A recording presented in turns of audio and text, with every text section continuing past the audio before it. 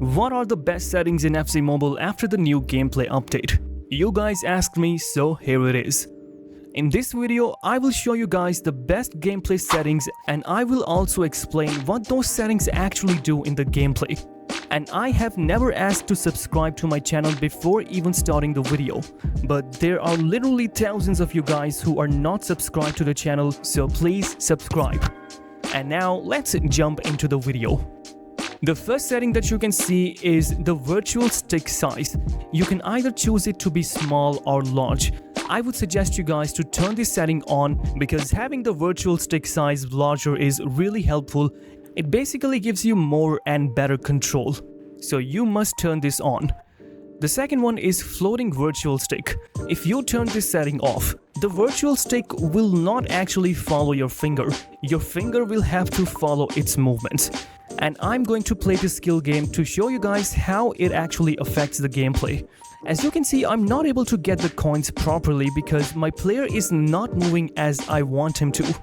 And that is because I have floating virtual stick off. Because this setting is off, my finger has to follow the virtual stick and it doesn't offer me much control.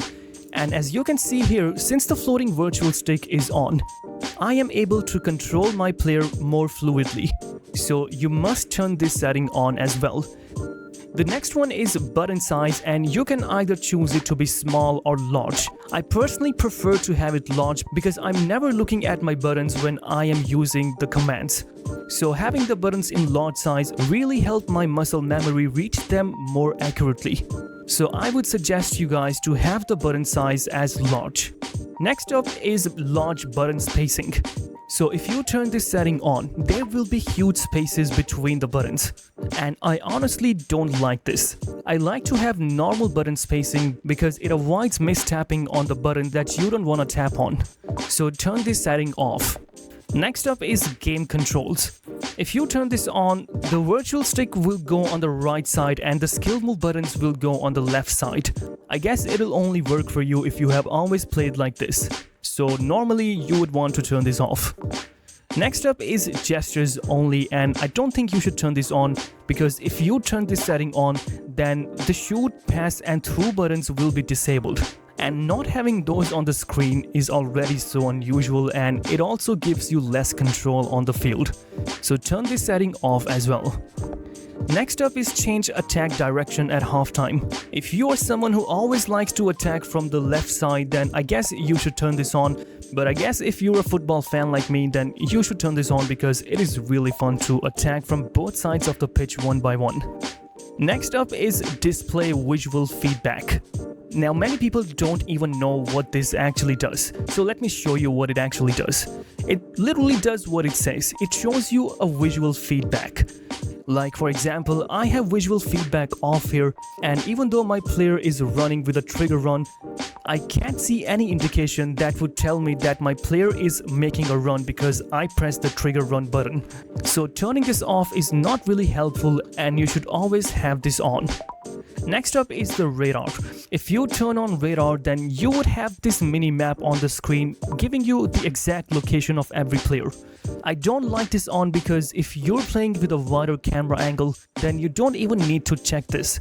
And even if you do check it, it distracts you from actually looking at the field and seeing what is actually going on. So turn this off as well.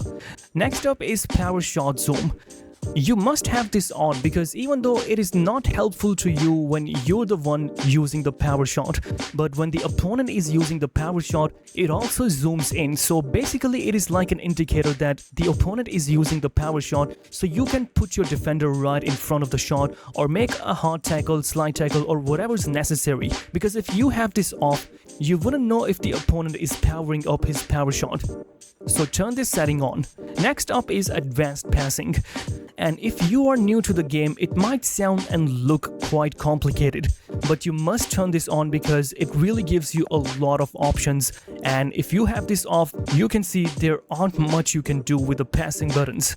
And you probably noticed that there is a lot of stuff missing. For example, you don't have the trigger run option, which is really important. So turn advanced passing on. Next up is tap double tap gesture passes. Previously I asked to turn this setting off because the AI was really bad and it couldn't really determine the kind of passes you would actually want your players to put in. So doing it manually was the way to go.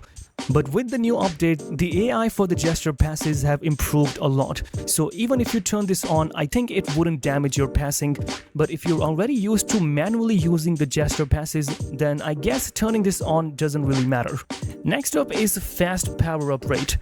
You must have this setting on because it allows you to charge your passes and shots more rapidly.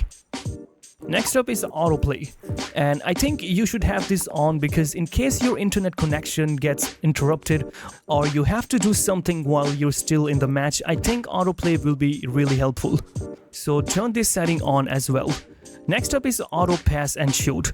Players dribble, pass and shoot without user input. So it integrates with the autoplay, and if you're not controlling the virtual stick, the players will not only move automatically, but they will also dribble, pass and shoot. So if you have autoplay on, you must have auto pass and shoot on as well.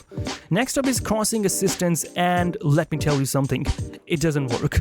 Here in this clip I have crossing assistance on. So basically the AI should be determining the power of the crosses, but as you can see, still I'm the one deciding how much power I want to put in my cross.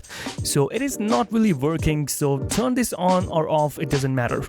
Next up is player auto switch, and I want you to turn on player auto switch as well as turn on player auto switch mode so that the auto switch occurs in all situations. Now I know what you guys are thinking. Didn't I say in my defending guide that you should have all the auto switching options off?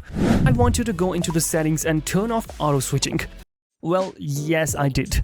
But there were so many comments saying that they have started to concede a lot of goals ever since they've turned off auto switching. And I started to wonder why. The thing is, turning auto switch on or off before the update had nothing to do with your defender's positioning or marking at all. So I had always played with auto switch off, and I basically got used to it as well. But ever since the update, I have been struggling a lot with my defense, and even though I had Van Dijk in my defense, who is basically the best center back in the game, I was still struggling a lot with my defense.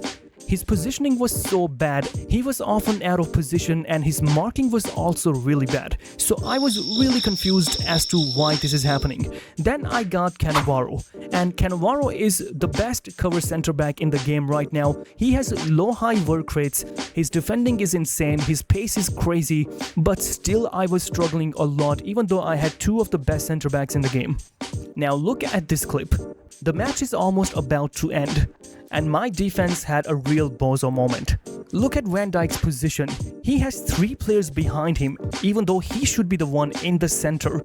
And if you look at Cannavaro's position, he has so many players around him, but still he's not going back or covering any player. And because of that, Nuno Mendes has to come to the middle and act like a center back. And now that he's here, he has left his spot at the left back position, and Rafinha is completely free, and he scored the equalizer in the dying moments of the match, which was truly frustrating for me. And this is just one example. I have conceded dozens of goals ever since the new update, and I couldn't really figure out why it was happening. Even in this clip, I literally lost my mind seeing Cannavaro's positioning. Once again, he has low-high work rates, 130 defending, and it just makes no sense as to why he's not able to stay back or mark players properly with those attributes and work rates. And turns out it was all happening because I had auto switch off. Now auto switching has nothing to do with your defender's ability to mark players or stay back. But for some reason, if you have auto switch off, the algorithm will also dumb down your defender's ability to mark players properly or work according to their work rates. And after turning on both the auto switch settings, my gameplay has improved a lot. My defenders are not making any sort of mistakes like that. Their positioning is so good, and they're also marking their players perfectly. So clearly somehow the auto switch feature is integrated with your defenders too. And if you wanna test this out yourself, be my guest, but I have played 70 plus matches in this week alone just to test this out. So you gotta have some faith in me. And that is why you should have auto switch on so you don't get into this trouble. And rest assured that turning auto switch on will have no effect on the tips that I gave you guys. Because even though auto switch is on, you can still do the work manually. And the only reason I asked you to turn the settings off was so that you can get used to manually defending. On paper, if you have auto switch on, you can still do all the things manually. Lastly, we have contextual strafe dribbling. A lot of people don't really understand what it means. In simple terms, contextual means circumstantial. So in a circumstance where your player is facing the opponent, if you have contextual strafe dribble on, he will keep the ball closer to him. And if you have this setting off, your player will always be in a state of dribbling. I am going to show you guys a side-by-side comparison. On the right side, I have contextual strafe dribble off. And you can clearly see that my player is constantly trying to dribble. He's not keeping the ball close to him. On the left side, I have contextual strafe dribble on. And you can see that my player is keeping the ball closer to him and is not trying to dribble past the opponent. It's a very little difference and I don't know if you guys can even tell. But if you're someone who likes to keep the ball close and have more control over the game, then you should turn this setting on. If you're someone who prefers to perform quick skill moves, then I guess you should turn this off. For me personally, I like to have it on because I like to have more control. Also, if you double tap on the joystick, you can also perform manual strafe dribbling and it is much more effective too. So that is the end of this video. I hope this video will help you guys out and I also hope that the auto switch dilemma is finally solved and answered. Don't forget to like this video, comment down your thoughts, and I will see you guys in the next video.